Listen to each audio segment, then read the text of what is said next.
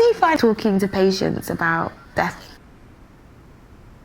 I think it's not something that you do or don't. I think for most patients, when they are told already that they know, and in some ways it's actually much easier to talk to them. Right. It's easier to talk to a patient because they know. Okay. It's much more difficult to talk to their relative about death and dying. Yeah, it's almost as if it's an unspoken thing, isn't it? You know, it's like everyone kind of knows, but it's saying it makes it real. So I think for some relatives that can be quite hard. So they've got to be ready to hear it. It's not all bad because there's a bit you learn from them as well. You know, I start to maybe perhaps think about death, about my own death a bit more.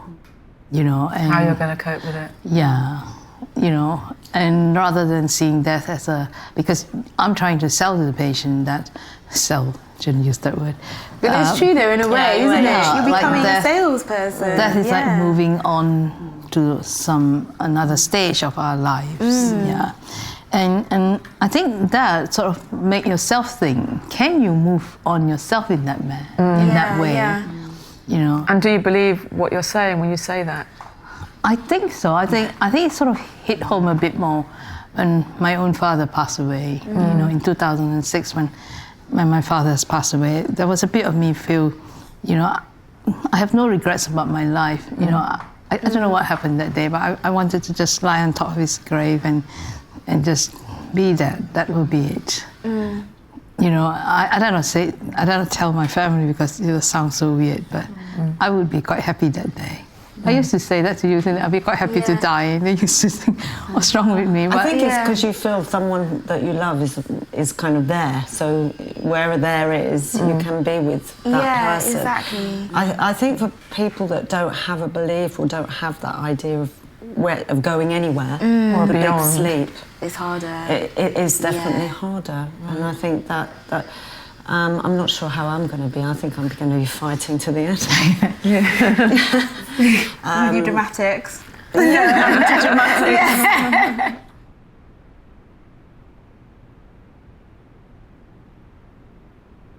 you ever, if you get really attached to a patient that's dying and then they die, does that leave you grieving slightly? Yeah, I think if you get attached, definitely there's a loss there. I think, no, actually it's quite weird.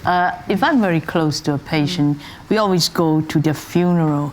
And that's a bit as if there is this like a beautiful story, you're part of them dying. I said beautiful story, but it's sort of like you're part of that journey. And when you go to their funeral, it was as if you have done what they wanted and you have got what you wanted out of it. Yeah. The one I found really difficult was when we had a gentleman where he had nobody else left in this world. And we have to help him plan his funeral. I actually found that much harder. You know, it's there's nobody at all. No. It was the end of... Yeah, it's very sad, isn't it? You know.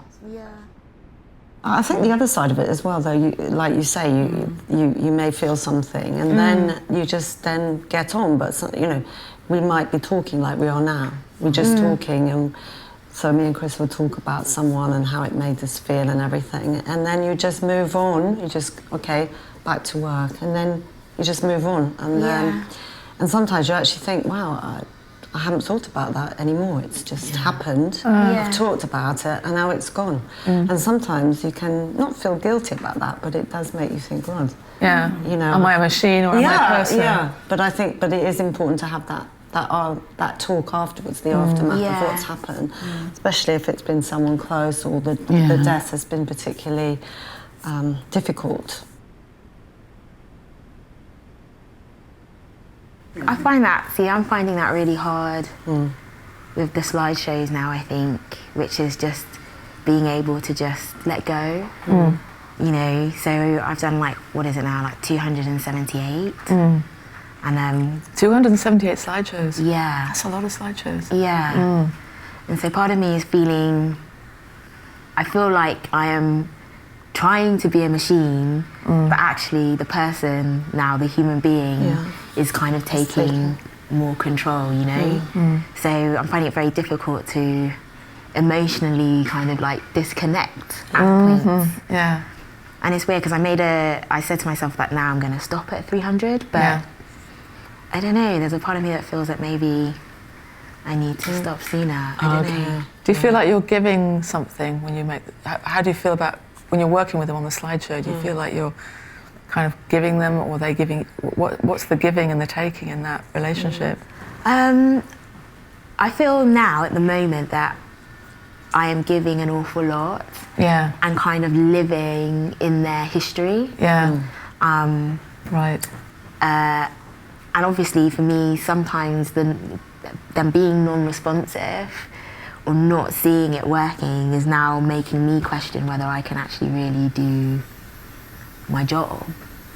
But that's interesting, because it's a bit like nurse. You know, that can happen to you when you're nurse. You know, after a while, you know, you see patient after patient, and after a while, it can familiarity. Like your familiarity, exactly. I think it's also the factor, isn't it, right? Why it's very difficult to get nurses to stay in cancer nursing. Because, you know, literature describes it as burnout, that we're burnt out emotionally because you're having to grieve, and you're having to, you know, in some way confront your own self about your own mortality. So how do you feel about it? Like in terms of, because how many have you done? I haven't had anywhere near as many as you've done. Okay. I've done about 150, something like that. Wow. And I'm not feeling burnt out with it at this point. I think I'm just feeling really excited still, and wondering each time what material people are going to choose. And sometimes people just choose 1 or 2 photographs, and that's surprising. But they really, really focus on the detail of one picture, Right. and that becomes highly significant. Yeah. And says a lot about their lives rather than lots of different photographs. Okay. Yeah, I find that quite interesting. Different people will, like, numbers don't really matter. It's really content. Yeah. Yeah. And I also, it's a bit that I do start to think about, well, should I make a slideshow?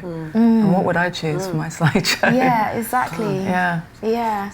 I think also it's about them having a narrative to just express themselves. Yeah. And I'm just thinking of an incident where a woman called me into her room, and she wasn't the patient I was looking after, and she just said, sit down, and I held her hand. I can't remember if she grabbed mine, and she just talked about her life from sort of almost beginning to end.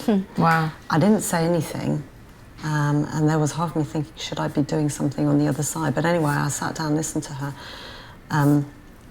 She held my hand, and then she finished her story, and she let go of my hand. She went to sleep, and I just left the room, and I think she died the day later. But that was very moving for me, because it was like, so someone just sort of going through their whole life, you know, with someone that they'd never met before, that they didn't know, and that kind of, and then she went to sleep, and she was kind of peaceful. Yeah. I think the slideshow maybe performs that role to a certain extent. Yeah, definitely. This has actually been really quite lovely. I've realised that I actually don't do this enough. Yeah. Which probably is not helping, but just being in a room with you guys and just being able to just talk about how I feel. Yeah. You know, even though I can't have a biscuit, but You're missing out on the crusted creams. I think the tea thing's important as well, because it's a bit like you offer relatives when someone dies. So it's a bit like coming together and sharing something. And not opening up and not about rushing. things maybe you couldn't have said in front of them, and I think you I can like say that. it to each other. Like in the case of the difficult death, it's almost like we can feel we're not guilty, you know, to get rid of that. We are not guilty. We did do Catharsis. That's a good way to. So that tea and cake was quite, Or you know, something. apples. With almond milk. Exactly. But I think also tea gives you the time to, you know, it allows you, for the time that it takes to drink your tea, to have a discussion. You know, it's almost like a timer. Yeah, exactly. Whereas if you're just standing here, you think, oh, I should go back. But you know, you've got to drink your tea. Exactly. It takes your mind off it. Takes your mind off it, and it gives you that sort of 10 minutes or. Sometimes I want to have a cigarette. When I Do you? I know. It's You don't look like a smoker. Well, I'm not. It's just a guilty secret. It's the pressure.